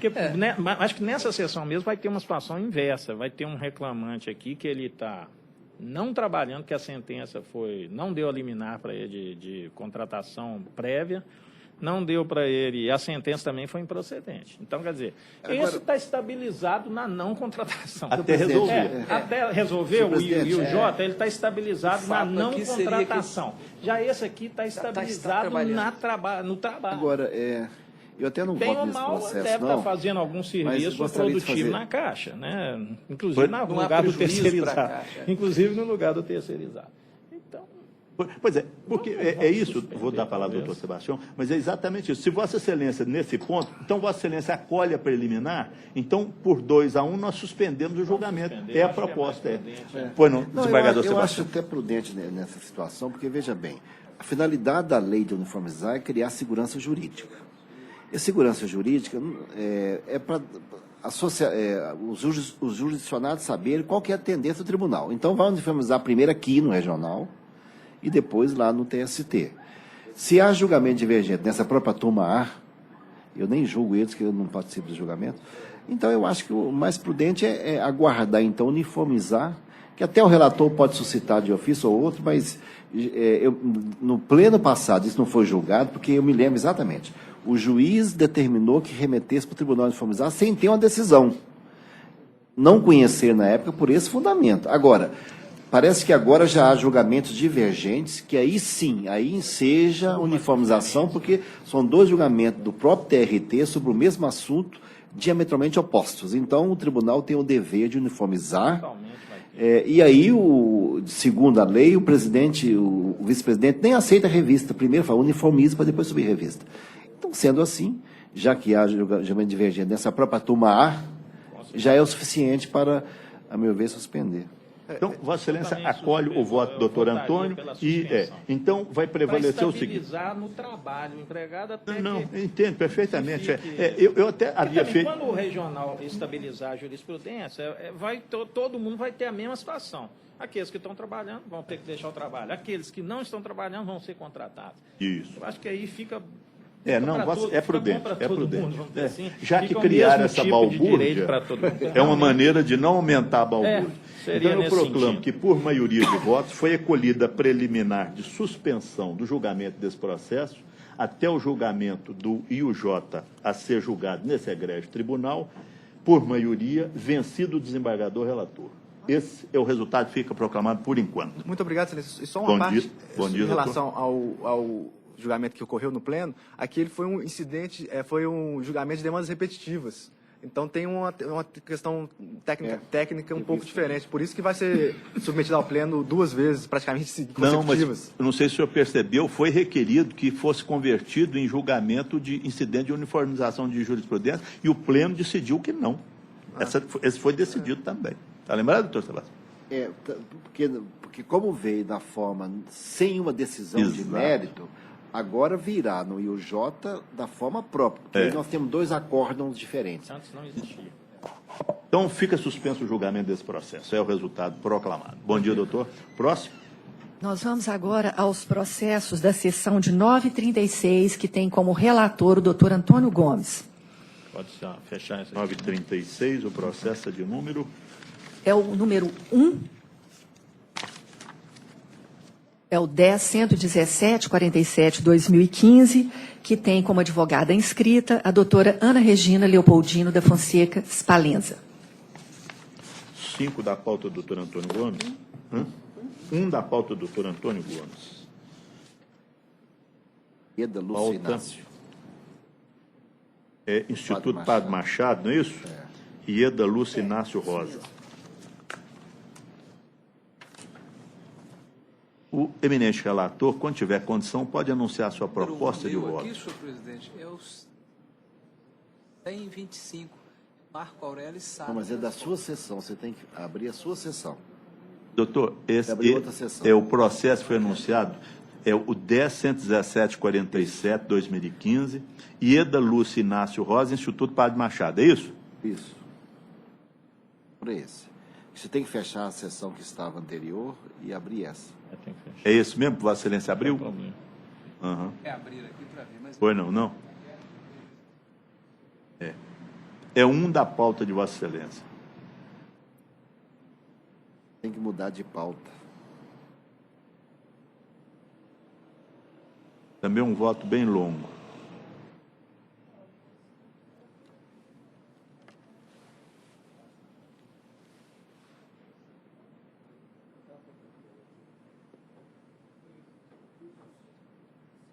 postos por ambas as partes e numérios. Dou provimento ao recurso da reclamante para conceder-lhe os benefícios da justiça gratuita e condenar a reclamada a pagar, conforme a jornada fixada nos fundamentos, horas extras da sexta diária e ou da 30ª semanal, os reflexos em repouso semanal remunerado, aviso prévio, férias, 13º, fundo de garantia, mais 40%. 1 hora extra por dia efetivo de trabalho pela não concessão do intervalo interjornada de segunda a sexta e 15 minutos nos sábados trabalhados, nos termos do artigo 71, parágrafo 4º da CLT e súmula 437 do TST.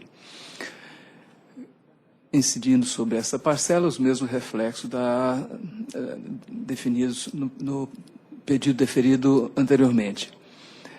Mais 15 minutos pela supressão do intervalo do artigo 384 da CLT, nos termos da súmula também 39 desse tribunal, acompanhado dos mesmos reflexos já citados.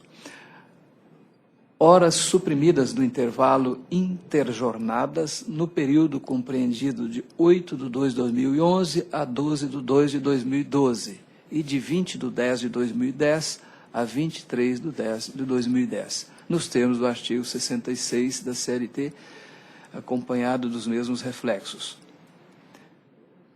Adicional noturno, nos termos do artigo 73 da CLT, a incidir sobre as horas trabalhadas após as 22 horas. Multa prevista no artigo 477, parágrafo 8º da CLT. E ainda determina-se que o cálculo das horas extras deve observar a evolução salarial do autor, o adicional previsto nos instrumentos coletivos da categoria, o divisor 150, a base de cálculo nos termos da súmula 264 do TST e os dias efetivamente trabalhados. Além disso, a OJ 394 do TST. Para efeito dos dispostos no artigo 832, parágrafo 3º, declaram-se de natureza salarial as verbas deferidas, exceto os reflexos em férias indenizadas, mais 1/3, e fundo de garantia, mais 40%. E dou provimento parcial ao recurso da reclamada para limitar a condenação ao pagamento das diferenças salariais até janeiro de 2011, observada a prescrição parcial declarada, mantendo-se o valor da condenação por compatível. Doutor Antônio, só uma observação. No item D, Vossa Excelência podia ler o item D de novo, porque Vossa Excelência falou 8/2/2011 a 12/2/2012. Consta no voto aqui 8/2/2011 a 12/2/2011. 2011. Ao invés de um ano, são apenas 4 dias. Efetiva, é isso mesmo, senhor presidente. As horas suprimidas, intervalo interzonado, no período de 8/2/2011 a 12/2/2011. Então dá certo. É só para a ilustre advogada. E 20/10/2010 a 23/10/2010. Obrigado, senhor presidente. Perfeito. Com a palavra, a ilustre procuradora. Bom dia, egrégia turma, excelentíssimo senhor desembargador relator. A reclamada pede vênia ao voto do eminente relator, tendo em vista que a decisão diverte das provas realizadas nos autos. Com relação às horas extras, resta demonstrado nos autos que a reclamante exercia cargo de confiança. A própria reclamante reconhece em seu depoimento pessoal que tinha poderes para admitir e demitir. Além disso, ela reconheceu que representou a reclamada junto ao MEC. Destaca-se que não existe prova nos autos, a reclamante não se desincumbiu de demonstrar que tenha efetivamente trabalhado em jornada extraordinária. Ela não tinha o ponto controlado, tendo em vista que exercia a função de confiança. Ela era coordenadora da faculdade. E, como coordenadora, ela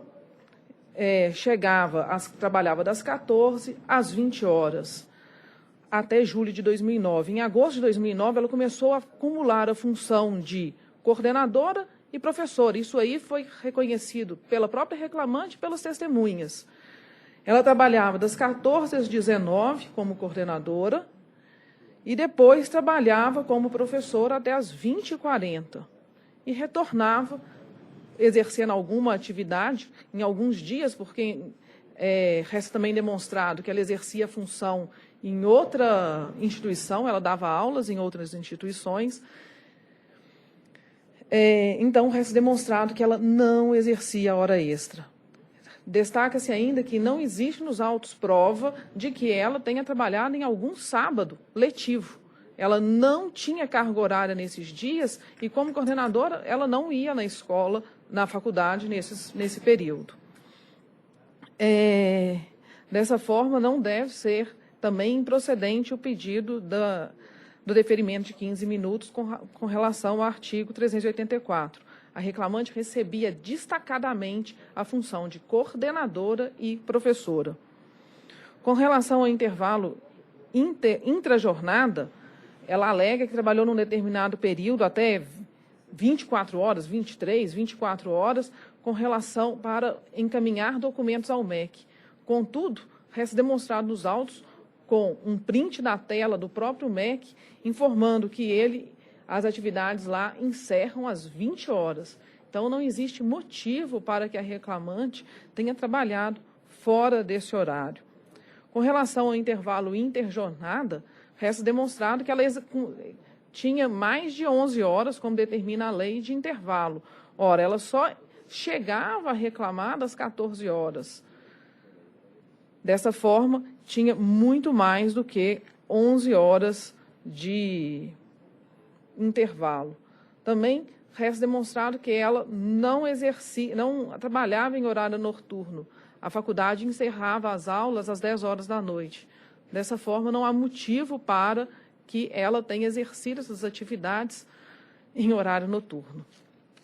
Com relação ao recurso da reclamada, requer que seja dado provimento integral para declarar a prescrição total, tendo em vista que a redução salarial que ocorreu foi a pedido da reclamante, que deixou de exercer as suas funções de forma completa no período de maio de 2009 a dezembro de 2011. Contudo, caso não seja deferida a prescrição total, tendo em vista que a ação só foi interposta em abril de 2015, requer que seja limitada a condenação ao período de maio de 2009 a dezembro de 2011, sob pena de enriquecimento ilícito. É o que se requer. Pois não. O eminente relator. prescrição considerada é a aplicação da súmula 294 do Tribunal Superior do Trabalho.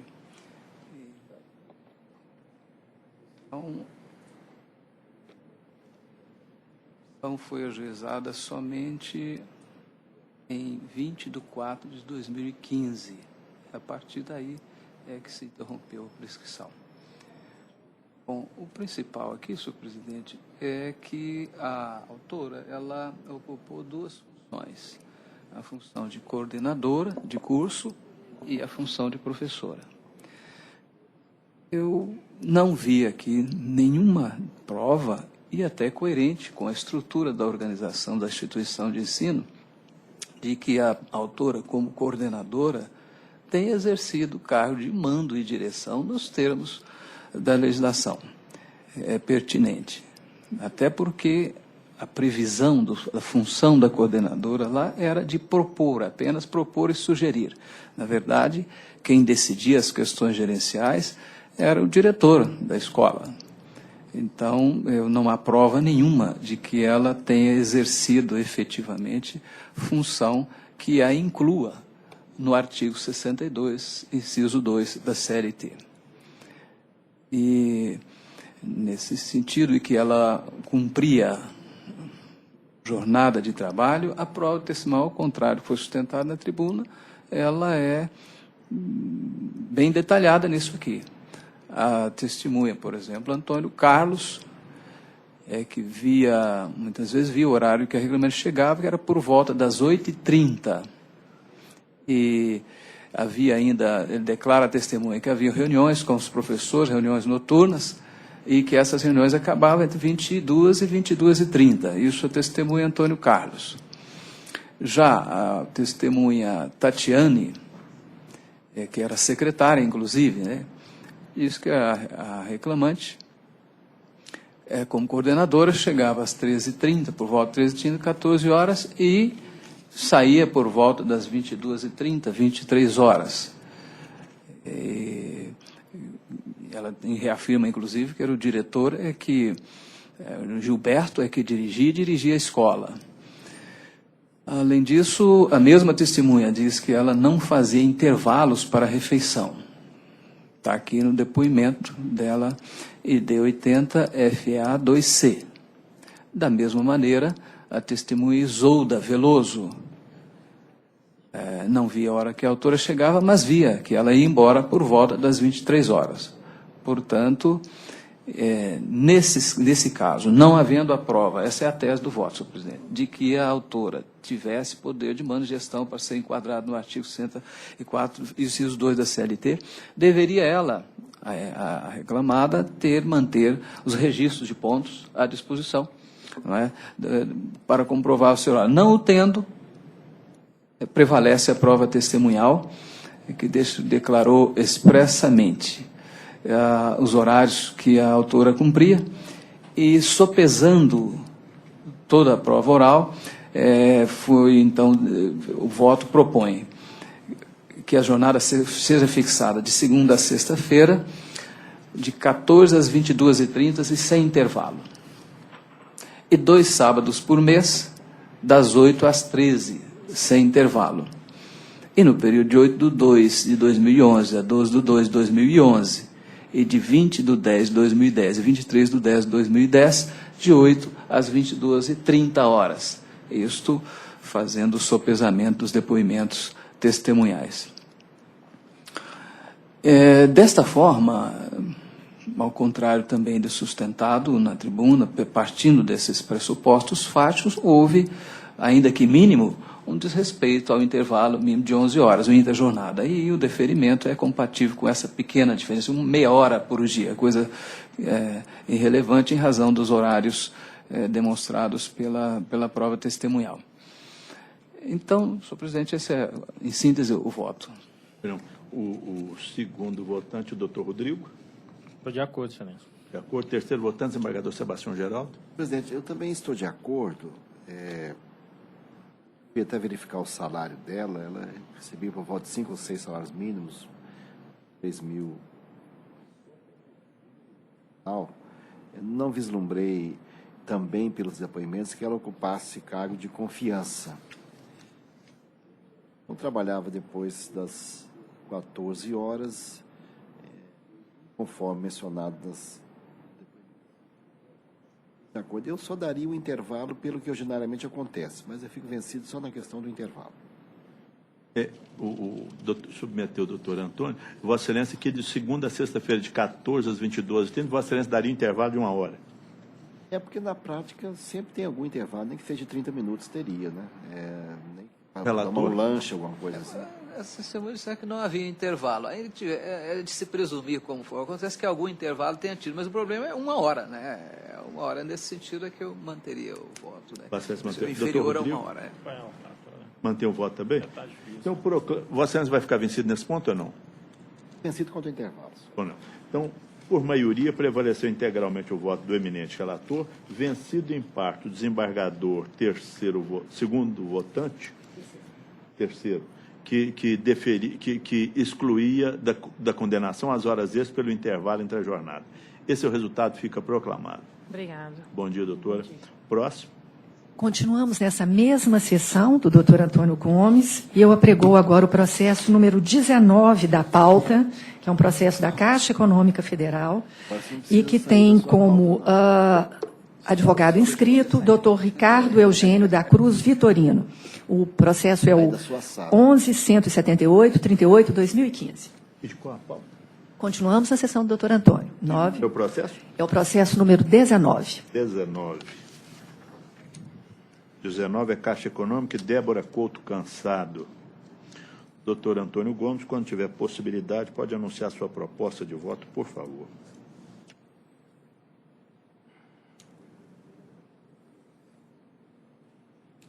Só porque o doutor Rodrigo falou que o PJ até hoje estava muito bom, ele está demorando. Mas eu acho que eu consegui arrastar todo mundo. Então, não, olha aqui, para mim está super rápido.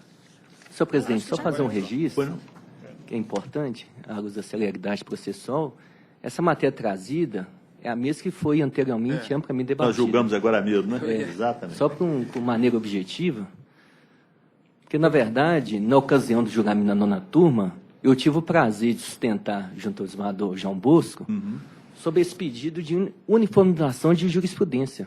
Realmente, os fatos aqui apresentados da tribuna pelo ilustre advogado que me antecedeu são verdadeiros, porque lá provou-se que 6 turmas estão a favor, 4 contra.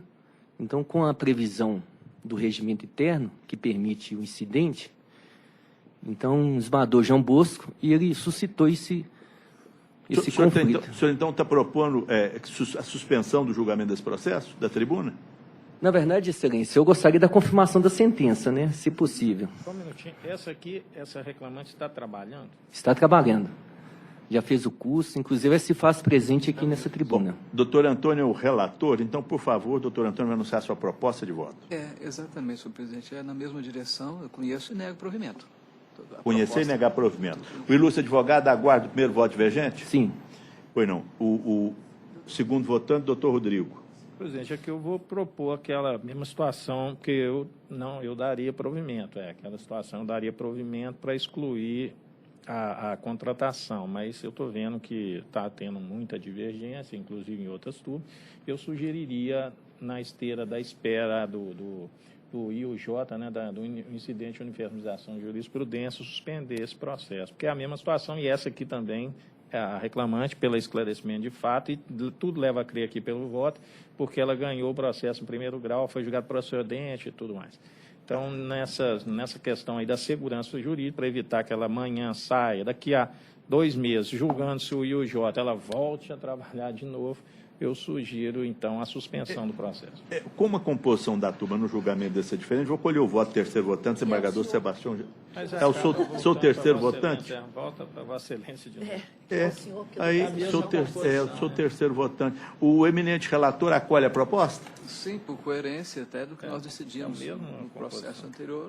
Como ela está trabalhando também, senhor presidente, eu acho que é prudente. Então, por maioria de votos, foi acolhida a preliminar apresentada da tribuna de suspensão do julgamento do processo, vencido o Sou o terceiro votante. Então, esse é o resultado, fica proclamado, doutor. O processo vai ser retirado de pauta e fica suspenso até o julgamento do IJ. Quando ele for reincluído, Vossa Senhoria será intimado. Mantém-se os efeitos da sentença, da liminar, tudo, né? Não, simplesmente nós suspendemos o julgamento. Ok. Fica mantido o que estava até agora. Mesma situação. Esse processo fica suspenso. Ok, obrigado. Foi não. Próximo. O último processo, ainda na sessão do doutor Antônio Gomes, é o 29 da pauta. Trata-se do 11.902/96/2015, que tem o doutor Gustavo Bastos como advogado inscrito. É o 11, né? É o 29, 29. processo 11.902. 29 minutinhos só. 29, 11.902, Iveco Latinoamérica Limitada e Matias da Silva Mesquita. Doutor Antônio Gomes, quando tiver condição, por favor, anuncie sua proposta de voto.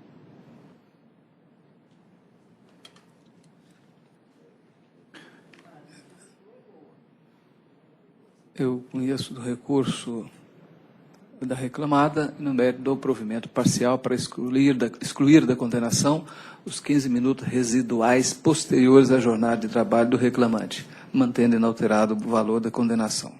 O ilustre procurador fala pela reclamada ou pelo reclamante? Pela reclamada. Pela reclamada. Então, o senhor tem a palavra, doutor. Excelentíssimo senhor desembargador presidente, demais julgadores e presentes.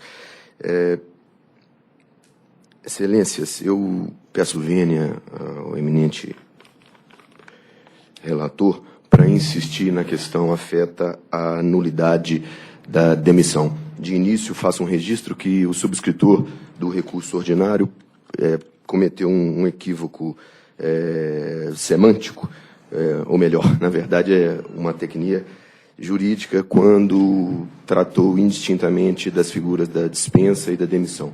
Então, quando no item 5 intitulou inexistência de nulidade da dispensa, na verdade, o correto seria tratar da nulidade da demissão, pois a hipótese é de demissão, o reclamante é demissionário. Pois bem,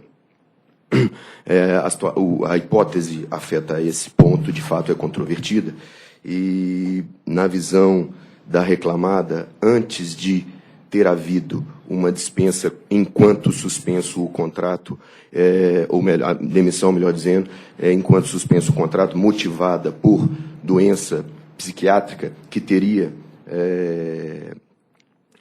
viciado a manifestação de vontade do autor, entende a reclamada que, em verdade, o que teria ocorrido, pelo menos o que se extrai da prova produzida nos autos, especialmente da prova testemunhal, é que o reclamante cometeu ato de improbidade e, uma vez flagrado pela reclamada, fez a opção de pedir demissão. Então, a hipótese nos parece ser essa. O reclamante flagrado cometendo ato de improbidade optou por, certamente receoso de ser dispensado por justa causa, de pedir demissão.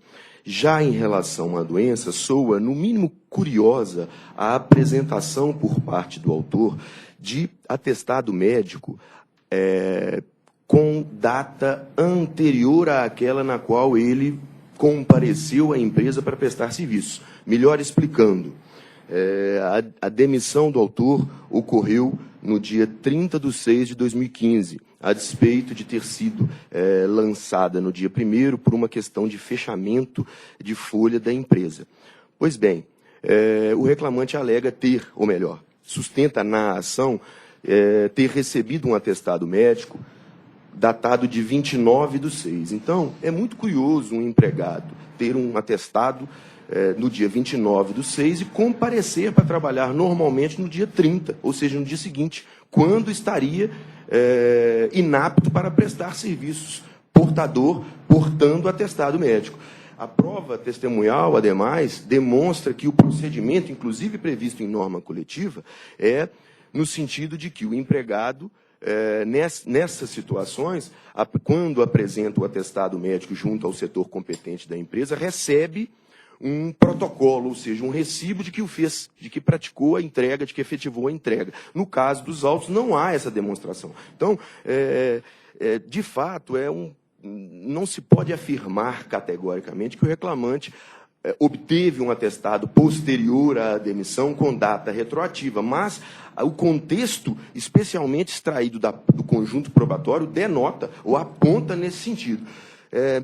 Com essas singelas considerações, é que entende a reclamada que não ficou demonstrado vício de consentimento suficiente a anular o pedido de demissão levado a efeito pelo empregado, razão pela qual insiste no provimento do seu recurso neste particular.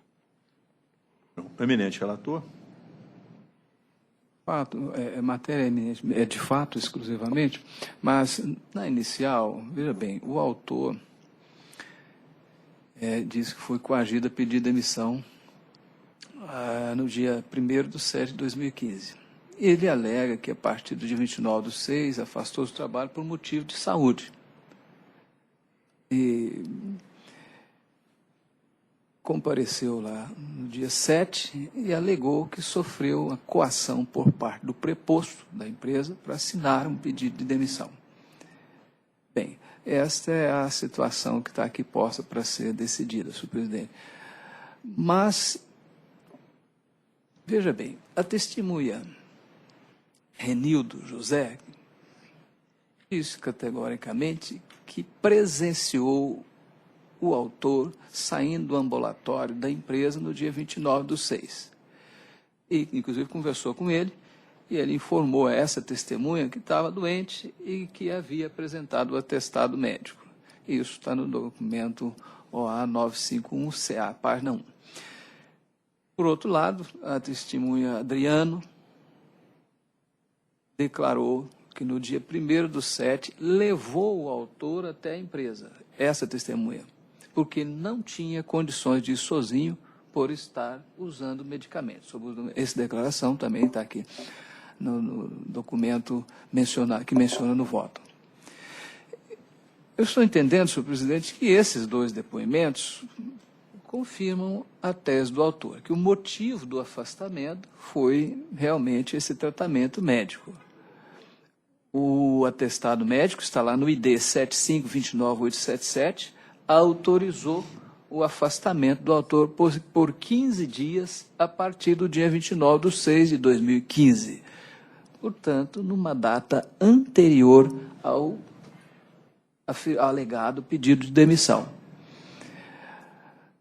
E, além disso, os documentos que estão em IDs 2FA, F30 e 7700D69 do INSS, senhor presidente, mostram que o autor esteve em possibilidade de trabalhar no dia 29/6/2015 até 19/1/2016.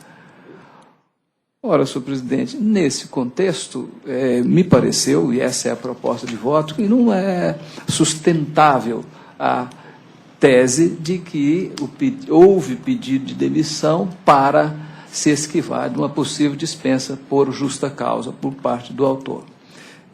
E nem sustenta a validade do suposto pedido de demissão. Por estas razões, senhor presidente, eu estou entendendo que, amparado pelos atestados médicos, reconhecido pela Previdência Social, inclusive, nesse período ele não poderia ser dispensado, e estou acolhendo a alegação de que ele foi realmente induzido a fazer esse pedido de demissão, que para mim não é válido. Nada impede que no seu retorno seja apurada a falta grave, se é que existe essa falta, e aí ele seja devidamente punido pela falta. Essa é a proposta de voto, senhor presidente. Bem, o doutor Rodrigo é o segundo votante. De acordo, senhor. Terceiro votante, desembargador Sebastião.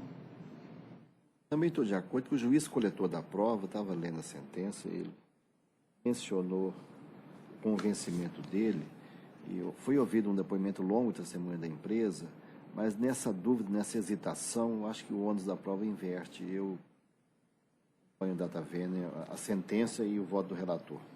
Eu proclamo que a unanimidade prevaleceu o voto do eminente relator, como foi anunciado anteriormente. O resultado fica proclamado. Muito obrigado. Bom dia, doutor.